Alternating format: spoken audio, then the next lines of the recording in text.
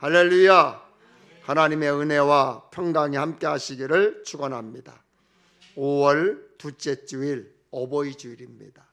날 낳으시고 길러주신 부모님의 은혜를 기억하면 좋겠습니다. 저도 이제 양가 부모님들 중에 장모님 한 분만 이제 살아 계시는데 엊그제 찾아뵙고 점심을 사드리고 건강하게 계셔서 고맙습니다. 감사합니다. 이렇게 인사를 드렸습니다. 그리고 건강하게 사시다가 하나님의 부르심을 받으셨으면 좋겠습니다. 어머니가 그런 축복을 받았으면 좋겠습니다. 라는 말씀도 드렸습니다. 여러분 모두에게도 그런 은혜, 그런 축복이 함께 하시기를 축원합니다. 철학자 하이데거가 이런 말을 했습니다. 인간은 세상에 던져진 순간부터 죽기에 충분한 나이가 된다. 우리는 태어남과 동시에 곧 죽음을 향해 나아간다는 것이죠. 누가 이 진리에 자유로울 수 있겠어요? 그렇죠? 죽음은 모든 산자가 맞이해야 할 하나의 운명입니다. 인간은 시작과 동시에 마지막엔 세상을 떠나게 되죠. 여기에서 저는 저에게 질문을 던져봤습니다. 끝을 알면서도 그 길을 갈 것인가? 끝을 알면서도 그 길을 갈 것인가? 끝이 이미 정해져 있는데도 그 길을 선택할 것인가? 라는 질문이었습니다. 저는 답을 얻었습니다. 참된 삶의 끝은 슬픔만 있지 않다는 것을 깨닫게 됐습니다. 우리 인생의 끝이 주는 선물이 있어요. 여러분 아시죠? 뭐라고 생각하십니까? 구원입니다. 요즘 너무 바쁘고 어렵고 힘이 드니까 짜증나고 신경질만 드시죠? 마치 그냥 세상 다 끝난 것처럼 생각하고 머리 싸매고 끙끙대고 그래도 별 뾰족한 수가 없잖아요. 그럴 때 내 삶을 하나님께 집중했으면 좋겠습니다. 그럴 때 내 삶을 하나님과 동행하는 삶으로 바꾸셨으면 좋겠습니다. 끝의 순간이 선물임을 깨닫는 순간 하나님의 영원한 축복이 시작되기 때문입니다. 여러분, 그럼에도 여전히 힘들고 어렵고 고달픈 인생이죠. 우리는 지난주에도 여러분에게 말씀을 드렸지만 주님께서 선포하라 그렇게 말씀하셨죠. 선포하라. 그래서 사람의 마음으로 믿어 의에 이르고 입으로 시인하여 구원에 이르느니라. 여러분의 이름으로 축복을 계속 선포하시는 거예요. 아멘. 여러분의 입으로 축복을 선포하십시오. 아멘. 사탄아 물러가라. 질병아 깨끗하게 치료될지어다. 가난아 저주야 나에게서 우리 가정에서 떠나갈지어다. 여러분 입으로 시인하고 선포하십시오. 강력하게 선포하세요. 그렇게 될 줄로 믿습니다. 아멘. 그렇게 되기를 주님의 이름으로 축복합니다. 아멘. 이것이 우리 예수 믿는 사람들의 말씀의 능력이에요. 우리가 예수를 믿으면서도 그런 말씀의 능력을 선포하지 못한다면 사탄은 여러분에게 계속 다가와서 찝쩍거릴 거예요. 그러면 우리의 능력이 없고 힘이 없고 그렇다고 말씀의 능력도 없고 기도의 능력도 없는 우리가 견딜 수 있느냐? 견딜 수 없어요. 반드시 지게 돼 있어요. 넘어가게 돼 있어요. 그러니까 여러분이 하나님의 말씀을 붙잡고 주님이 선포하라고 했으니까 여러분이 기도하면서 말씀으로 사탄아 물러가라. 나에게 우리 가정에 우리 일터에 다가오는 저주의 세력아 예수의 이름으로 물러가라. 이렇게 여러분이 선포할 때 사탄 마귀는 여러분이 두려운 게 아니라 하나님 말씀이 두려운 거예요. 하나님이 두려운 거예요. 그래서 물러가게 되어 있습니다. 여러분 그렇게 되어지기를 주님의 이름으로 축복합니다. 말씀을 시작하기 전에 시편 127편 1절을 다시 한번 보겠습니다.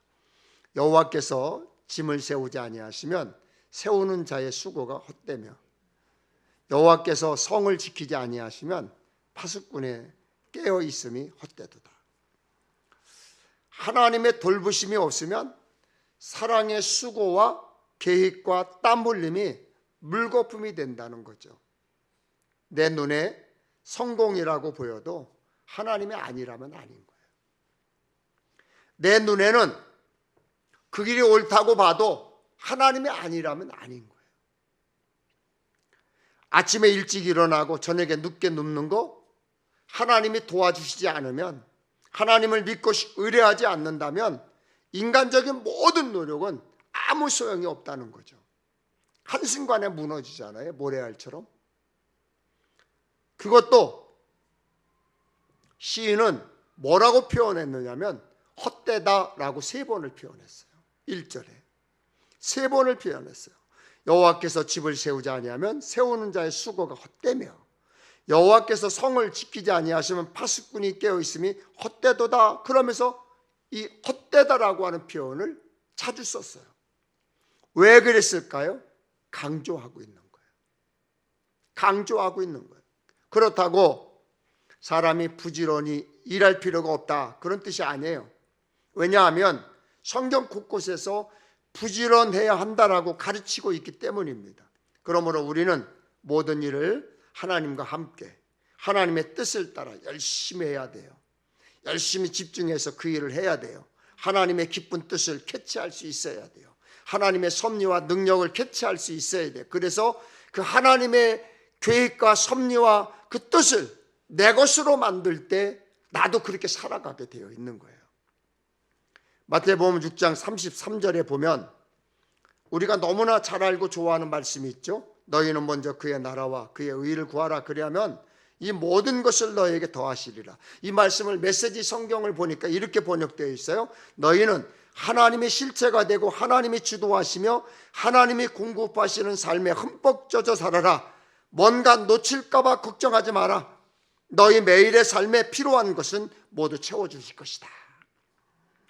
사랑하는 여러분, 예수 믿는 크리스천은 하나님이 주도하시는, 하나님이 다스리시는 하나님의 통치를 받는 삶이 되어야 돼요. 그 삶을 살아야 돼요. 그때 광야에서 이스라엘 백성에게 풍성히 내려주셨던 만나를 우리에게도 하나님께서 풍성하게 허락해 주시는 것입니다. 우리는 하나님의 말씀에 귀를 기울이고 하나님의 말씀대로 살기 위해서 삶의 자리를 거룩하게 하고 삶의 자리를 하나님 앞에 신실하게 만들어서 예배 자리에 모여 말씀을 전하고 듣고 있는 거예요. 여러분, 우리는 예수 믿음으로 구원 받으셨죠? 아멘? 그렇죠. 우리는 천국에 갈 것입니다. 할렐루야. 하나님의 뜻을 이루기 위해 세상에 살아야 하는 이유가 구원받기 위해서가 아니라 구원받은 사람이기 때문에 하나님의 뜻을 따라 사는 거예요. 하나님의 나라, 킹덤 오브 갓, 두 가지, 하나님 나라는 두 가지로 설명할 수 있어요. 하나는 리지언, 지역, 경제, 영역을 의미합니다.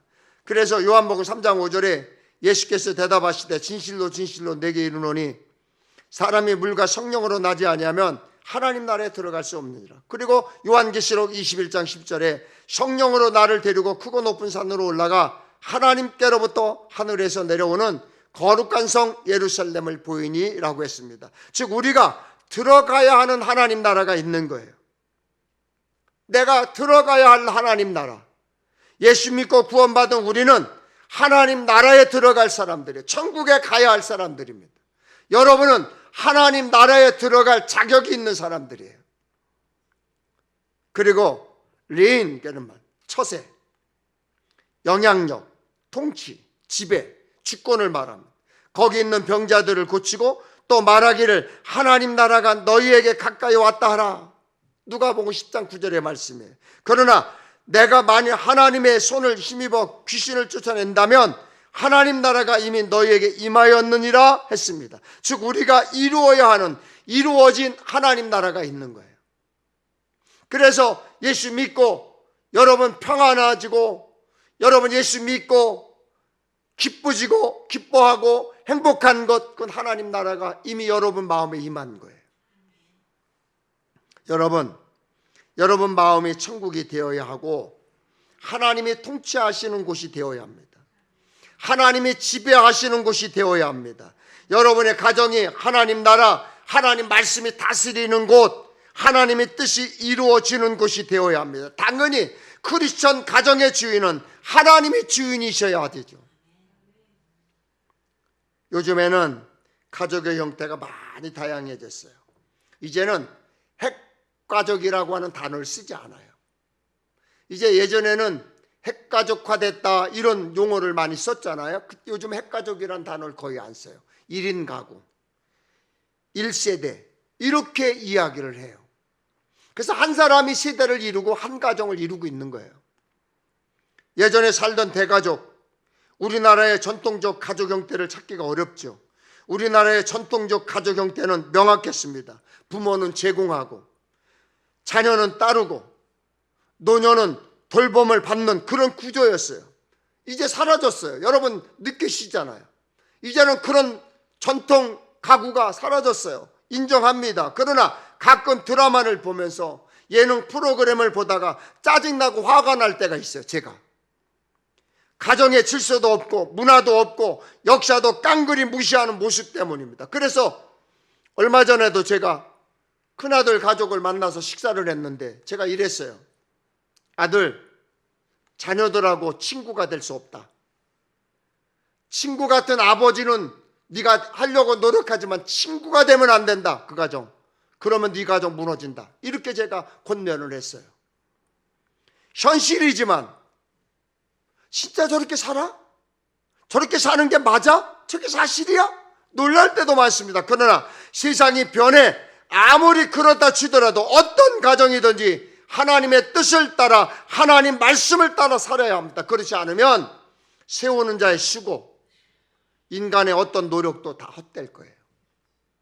여러분, 하나님이 도와주시지 않는다면 우리에게는 아무런 의미가 없어요. 요즘엔 혼자 자녀를 키우며 사는 분들이 많습니다. 엄마 혼자, 아빠 혼자, 할머니나 할아버지가 아이들을 케어하는 집도 있습니다. 얼마나 힘들까요? 힘들 것입니다. 그러나 힘들어도 잘 가르쳐야 합니다. 그 수고는 결코 헛되지 않을 것입니다. 어떤 가정에는 자녀가 생기지 않아서 눈물을 흘리며 힘들어하는 가정도 있습니다. 어떤 가정은 아이들이 먼저 세상을 떠나서 그 슬픔을 가슴에 묻고 사는 가족도 있습니다. 어떻게 위로할 수 있겠습니까? 자식을 앞세운 부모들의 마음을 어떻게 우리가 다 알 수 있겠어요? 하나님의 뜻이 무엇인지, 왜 그런 일이 생겼는지 우리는 알 수 없습니다. 그렇더라도 남은 가족은 열심히 살아야 되지 않겠습니까? 더 열심을 내야 하고 더 화목하게 멋있게 살다가 하나님 나라에 가서 다시 만나는 그런 기쁨을 누려야 될 줄로 믿습니다. 그런가 하면 어떤 집은 아이가 아파서 힘들어요. 아이들이 육체적으로 정신적으로 아파서 고통스럽게 살아가는 부모님들이 의외로 우리 주변에 너무나 많습니다. 저도 세 자녀를 키웠고 지금은 손주가 넷입니다. 다행히 큰 병 없이 잘 자라주고 있죠. 큰아들네는 아들 하나, 딸 둘입니다. 자기들이 원하는 대로 아들도 낳고 딸들도 얻었습니다. 둘째 딸네는 아들만 하나 있습니다. 딸이 아이를 가졌다는 소식을 들었을 때 저는 정말 기뻐서 혼자 숨어서 울었습니다. 제가 목사고 제 두 아들도 다 목사니까 당근 기도하면서 살겠죠. 그런데 딸이 아이가 생기지 않아 답답하고 힘들어하는데 조금만 여유를 가지고 좀 기다려라, 조금만 잘 기다려라, 참고 기다려라 위로했지만 그런 제 마음이 그렇게 좋지 않았습니다. 어느 날 딸이 병원에 다닌다고 이야기를 듣고 저는 진짜 속상했습니다. 어느 날 딸에게 문자가 왔어요. 아빠, 아이가 생겼어요. 그냥 저는 기뻐서 우느라 그 문자를 제대로 보지 못했습니다. 하나님이 우리 가정에 보내신 생명임을 고백하며 감사하며 귀하게 키우라고 권면했습니다. 그리고 정말로 기도 많이 했습니다. 아이를 건강하게 낳고 잘 자라게 해달라고 기도했습니다. 매일 손주를 볼 때마다 얼마나 감사한지 기도와 말씀으로 잘 키우기를 기도하고 있습니다. 제 큰아들과 며느리가 셋째 아이를 가졌을 때 저희 부부를 찾아왔습니다. 제가 이렇게 말했습니다. 주신 것도 하나님이시고 기르시는 분도 하나님이시니 하나님이 주신 귀한 생명 건강하게 낳고 잘 길러야 한다. 할아버지 할머니도 6남매를 키우셨고 아빠 엄마도 셋을 키웠는데 젊은 너네가 셋을 못 키우겠냐? 나와서 최선을 다해 키워라. 요즘 저는 손주들을 보면서 이렇게 기도합니다. 그리고 손 얹어놓고 이렇게 기도합니다. 하나님, 귀한 생명 주셔서 감사합니다. 잘 길러 하나님과 사람 앞에 부끄러움 없는 인물로 세상에 내놓겠습니다. 하나님 도와주세요. 여러분들도 그렇게 기도하셨으면 좋겠어요. 여러분 자녀들에게 머리에 손을 얹고 등에 손을 얹고 하나님, 우리 자녀들 이름을 불러가면서 이 자녀가 하나님과 사람 앞에 부끄러움 없는 인물로 자라게 하옵소서. 지금 여러분이 부끄러운 것은 여러분 생각이에요. 여러분 기준이에요. 저희도 사실은 셋째는 입양하려고 했습니다.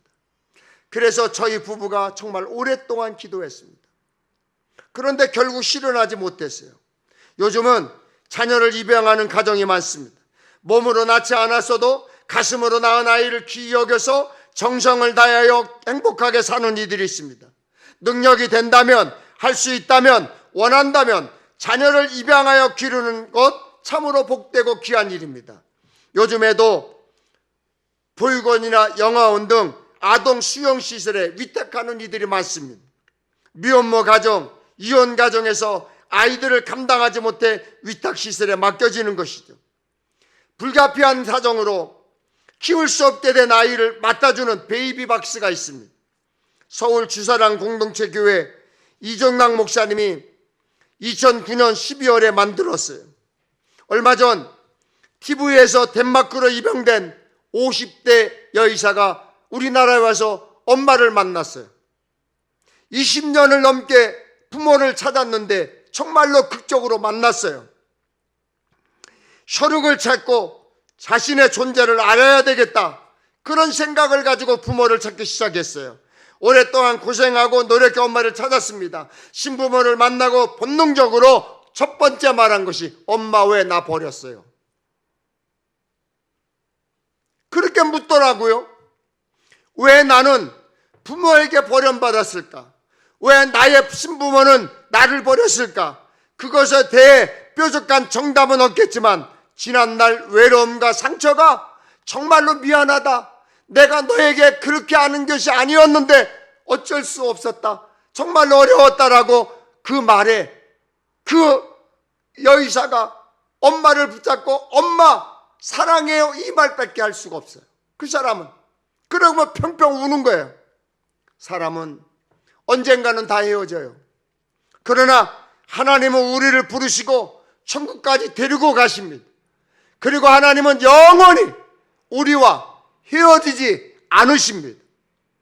직접 입양하지는 않지만 선교 예비를 내시는 분들은 선교지의 아이들을 먹이고 입히고 공부시키고 있는 것입니다.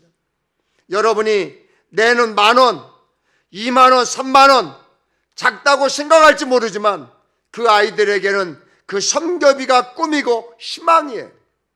여러분이 내는 10,000원, 20,000원, 30,000원의 그 선교비가 그 아이들에게는 한 달치 식비가 되고 한 달치 학비가 되는 것입니다.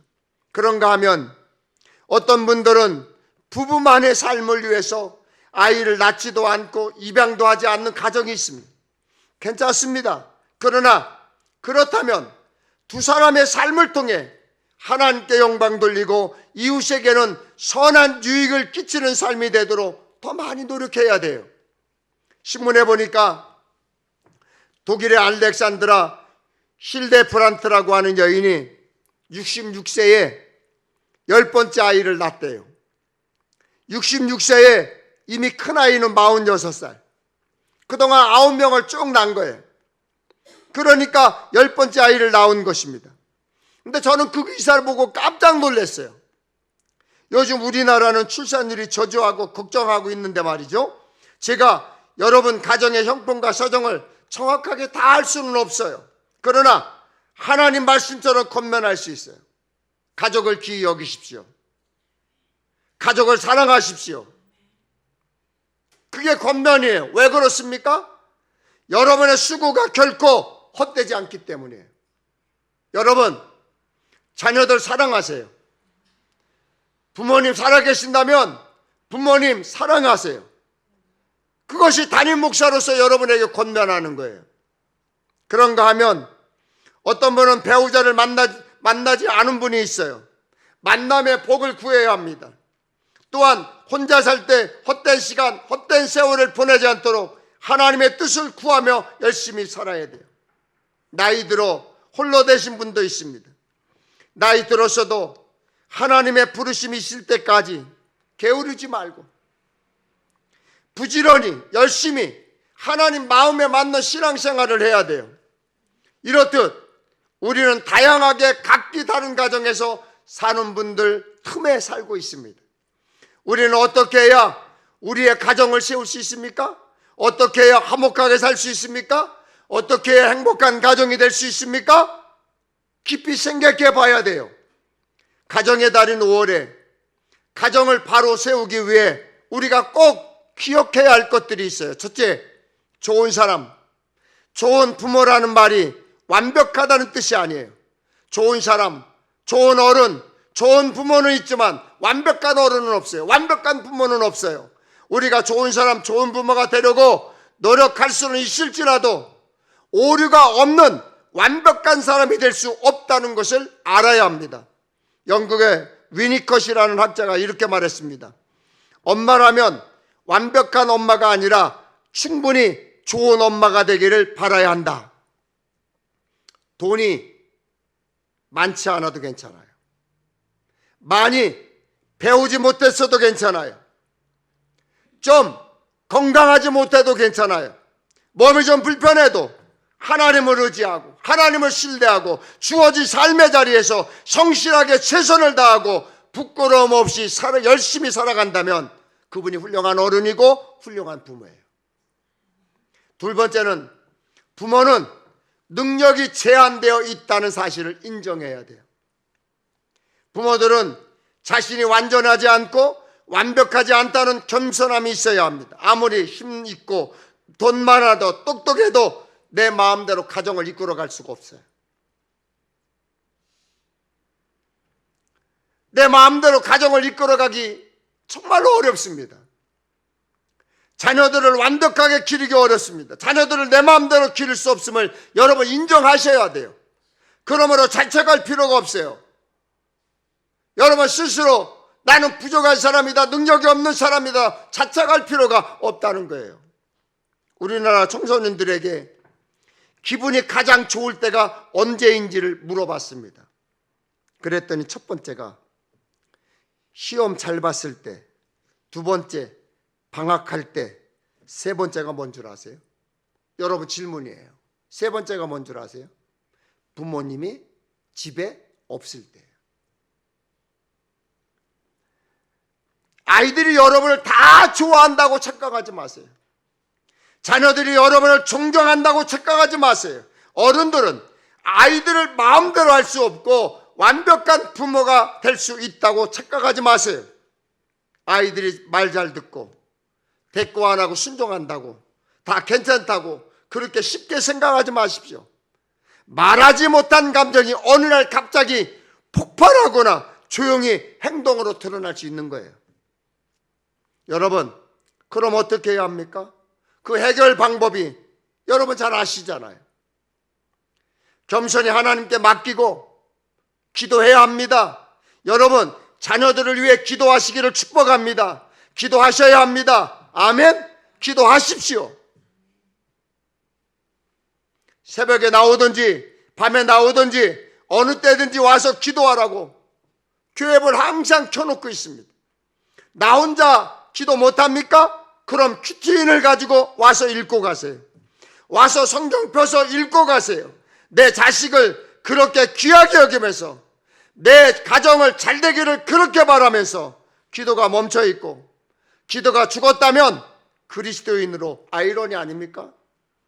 다른 이들이 자녀를 위해 기도하고 가정을 위해 기도할 때 여러분의 기도는 멈춰 있으면 안 되지 않습니까?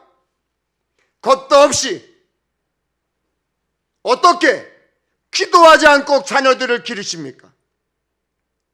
겁도 없이 기도하는 자리에 예배하는 자리에 빠집니까? 겁도 없이 어떻게 내 마음대로 자녀들을 키웁니까? 겸손히 하나님께 맡기고 기도하는 것은 내 능력이 제한되어 있다는 것을 인정하는 거예요. 세 번째로 좋은 관계를 맺어야 됩니다. 가정은 따뜻하고 애정 어린 관계를 갖는 곳이어야 돼요. 어른들은 자녀들에게 좋은 관계를 유지하도록 노력해야 돼요. 남한테 하듯 식구들에게도 그렇게 하셔야 돼요. 아내들이 남편에게 제일 싫어하고 서운한 것이 뭔 줄 아십니까? 밖에 나가서 다른 사람들한테는 정말 잘해. 정말로 다른 여자들한테 그렇게 친절하면서 집에 와서는 자기 아내에게 함부로 하는 거예요. 저도 제 자녀들에게 늘 권면하고 부탁하는 말이 있어요. 말을 이쁘게 하라. 함부로 말하지 말아라. 세일즈맨으로 일하는 분이 매일 사람들을 많이 만나고 파김치가 되어서 퇴근할 때 집 문을 열고 들어가기 전에 한 가지를 다짐했다고 그래요. 나는 지금 오늘의 마지막 고객을 만나러 왔다. 여러분, 슬픈 거 아니에요? 여러분은 집에 들어갈 때 어떤 마음입니까? 집에서 가족들에게 어떤 마음으로 대합니까? 식구들에게도 일터에서 고객을 대하듯 존중해야 하고 무례하지 말아야 돼요. 사랑은 무례히 행치 않는 거예요. 저도 결혼 38년 차예요. 꽤 오래 살았죠? 여러분에게 묻고 싶어요. 우리 집은 38년 동안 깨가 쏟아졌을까요? 안 쏟아졌을까요? 싸웠을까요? 싸우지 않고 그냥 헤헤 호호하며 38년을 살았을까요? 만일 그랬다면 저희 부부는 성자 부부예요. 성자의 성자. 그냥 서로 존중하고 무례 행치 아니려고 애를 쓰고 참으며 38년을 채웠어요. 누구든 참고 인정하고 사는 것입니다. 네 번째로, 좋은 어른, 좋은 부모는 건강한 자기 모습을 가집니다. 자녀들이 본받을 수 있도록 가정에서 좋은 모델이 되고 주변의 어른이나 부모로서 자녀들에게, 주변 사람들에게 좋은 모델이 되어야 돼요. 그러므로 가족과 자녀들에게 좋은 모습을 보이기 위해서 힘써야 되고 참아야 되고 최선을 다해야 하는 거예요. 로마서를 보면 율법을 가르치지만 자신들은 실천하지 않는 유대인들을 이렇게 책망합니다. 다른 사람을 가르치는 내가 내 자신은 가르치지 아니하느냐? 그러므로 어른들은 가정에서 바른 신앙인으로서의 좋은 모습을 보여야 되는 거예요. 마지막으로, 어른과 부모의 역할은 힘이 있음을 알아야 돼요. 기도하는 사람, 신앙생활하는 사람, 예배 드리는 사람의 말에는 권세가 있어요. 여러분, 부모는 자녀들에게 함부로 말하면 안 돼요. 저도 우리 막내 아들에게 잘못했다고 사과하고 회개했어요. 고등학교 때 제가 그랬대요. 저는 기억이 없는데. 너 이 다음에 커서 뭐가 되려고 그러느냐고 그러면서 제가 막 야단을 쳤대요. 저는 생각이 안 나요, 사실은. 그런데 그 아이가 그렇게 듣고 그게 상처가 된 거예요. 저는 그 얘기를 듣자마자 즉시 사과를 하고 용서해달라고 이야기하고 그리고 하나님 앞에 회개하고 빌었습니다. 여러분, 어른들은 젊은이들을 향해 함부로 말하면 안 돼요. 야곱은 이삭으로부터 받은 축복대로 살았고 야곱의 축복을 받은 그의 아들과 손자들도 그 복을 누리며 살았어요. 그러므로 어른은, 부모는 자기의 일시적인 기분으로 하나님의 함부로 말하는 것이 아니라 하나님의 말씀에 따라 기도하고 양육해야 되고 기도하며 말씀을 가지고 아이들을 대해야 되고 아이들에게 그렇게 말해야 되는 거예요. 왜? 여러분은 예수 믿는 사람으로 말에 권세가 있기 때문에. 그래서 에베소서 6장 4절에 또 아비들아 너희 자녀를 노예케 하지 말고 오직 주의 교양과 훈계로 양육하라. 여러분에게 질문합니다. 여러분의 집은 누가 주인입니까? 여러분의 집은 누가 주도합니까? 여러분의 가정은 누가 주장하는 곳입니까? 여러분의 가정은 무엇이 움켜쥐고 있습니까? 말씀의 기도가 여러분의 가정을 이깁니까? 여러분의 기분대로 감정대로 이끌어갑니까? 하나님을 아버지로 모시고 하나님의 뜻이 이루어지는 하나님의 말씀으로 힘을 얻는 가정이 되어야 합니다. 아멘. 하나님의 말씀이 여러분의 가정을 주장해야 돼요. 하나님이 주도하시는 집이 되어야 돼요. 식구가 몇이든 부모님 계시든 안 계시든 자녀가 있든 없든 하나님 말씀이 지침이 되어야 돼요. 하나님 말씀이 룰이 되어야 돼요. 어른과 아이가 함께 할 수 있는 게 있습니까? 게임을 할 수 있어요? 노래나 춤을 같이 출 수 있어요? 식성이 달라서 아이들은 따로 먹으려고 그래요. 그런데 같이 함께 할 수 있는 일이 있어요. 자녀들과 같이 함께 할 수 있는 일이 있어요. 자녀들을 위해 기도하세요. 아이들 손잡고 기도하고 식탁에 앉아 성경 읽고 식구가 몇이든 부모님이 계시든 안 계시든 자녀가 있든 없든 하나님의 말씀이 삶의 가정에 지침이 되어야 돼요. 아멘. 담임 목사가 여러분을 축복합니다. 여러분 가정에 세상이 줄 수 없고 알 수도 없는 하나님의 평강이 넘치기를 주님의 이름으로 축원합니다. 아멘. 찬양하겠습니다.